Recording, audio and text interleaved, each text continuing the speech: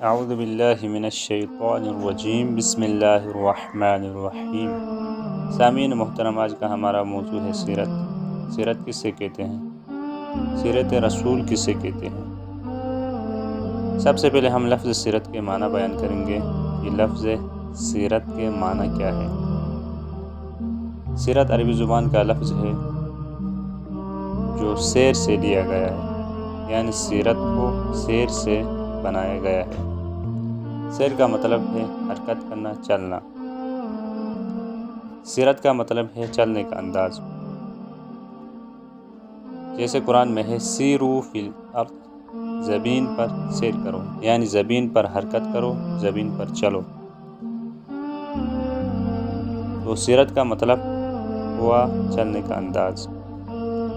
سیرت فعلت کے وزن پر ہے۔ عربی زبان میں فعلت نوعیت کے لیے آتا ہے، نوعیت پر دلالت کرتا ہے۔ تو عربی میں اوزان کا بہت بڑا کردار ہوتا ہے الفاظ کے معنی بیان کرنے میں، بلکہ عربی میں الفاظ اوزان کے اوپر منحصر ہوتے ہیں اپنے معنی کو بیان کرنے میں۔ تو لفظ سیرت فعلت کے وزن پر ہے۔ لفظ فعلت نوعیت پر دلالت کرتا ہے۔ مثلا میں ایک مثال سے سمجھانا چاہوں گا۔ مثلا جلسہ کا مطلب ہے بیٹھنا، جلسہ کا مطلب ہے بیٹھنے کا انداز۔ اسی طریقے سے سیر کا مطلب ہے چلنا، سیرت کا مطلب ہے چلنے کا انداز، چلنے کا طریقہ۔